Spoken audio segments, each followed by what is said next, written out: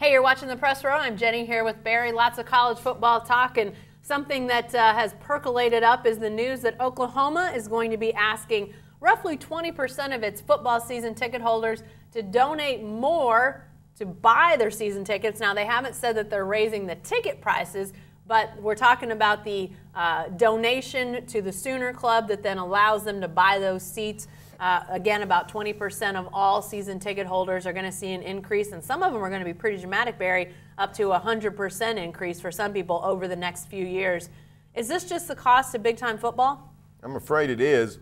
You know, when you look at an operation like Oklahoma or any major athletic department, I sit and wonder, how do they fund all this? How do they pay for all this? Well, this is how they do it. I mean, it's this money. Why are they playing games at 11 a.m.? Because the networks want it, and the networks will pay them a lot of money for it. So the financial landscape, the economic situation has changed over the last 30, 40 years. And this is a big money enterprise. It requires tons and tons of money. You know, the Oklahoma athletic budget is you know, in the $100 million range. That money has to come from somewhere. And you know, these are premium seats and premium locations and premium experiences with access to the lounges and those kinds of things. So that's where people get their money. And you're seeing, like with the renovation at OU, the stadium renovation, they're not making more seats. They're not producing more seats. In fact, there's no final tally yet, but Owen Field might seat a little less after the renovation than it did before. Right. You look at what we did with the Ford Center, Chesapeake Arena. Major renovation, it went down in seats.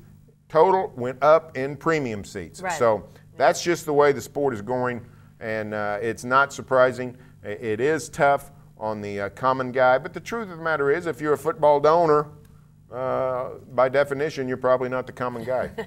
Maybe not. You know, and I thought it was interesting. Jason Kersey, one of our OU beat writers, reported this story, and he brought up a lot of really interesting aspects of this whole thing. I mean, obviously, they're going to be disappointed fans. The cheaper the ticket, the better for anybody that's, you know, doling out that money. But he did point out that something that OU has brought to light to people in announcing this change is that at other programs, there are a lot higher costs, a lot higher donation numbers out there. Tennessee was one of the ones that Jason mentioned, that comparable seats to some of the same seats at OU were, you know, donations were twice as high, or maybe even more. So, you know, you talk about what are other people doing, what can OU fans be asked to do, and maybe it's tougher. You know, you're talking about a market that now is the Thunder. People are buying Thunder tickets.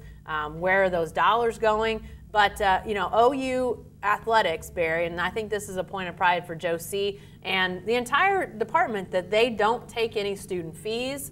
They're self-sufficient in terms of where their funding comes from. I don't think they want to change that, and I think this is part of that too, that pride for Joe Castiglione and that entire athletic department. And that's fair, and that's not fairly rare. It's really rare. It's really I rare. think it's Absolutely. less than 10 schools nationwide are totally self-sustaining athletic budget-wise. So that's a laudable goal. It's a very good place to be, but that money has to come from somewhere, and it's a tough economy with the oil prices low. So you know, the Sooners are just trying to find that money, and they're having to fund. So this helps fund some of the stadium renovation. That's not all bought and paid for. They're getting major gifts for that, but they're also going to have to fund it through some of these seat increases. So it's just the cost of doing business.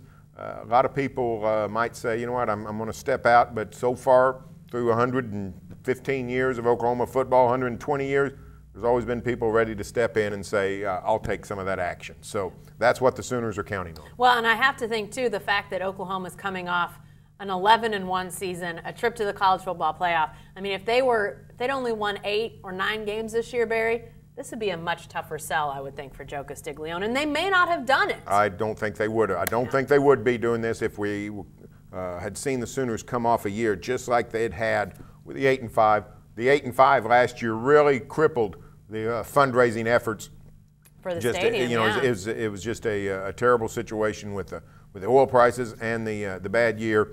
This season was great for Oklahoma fundraising. Yeah, I think that's one of the reasons they're taking advantage of this right now. Fans don't like it, like we said, but it is maybe a necessary step if you want to continue some of the same progress you see.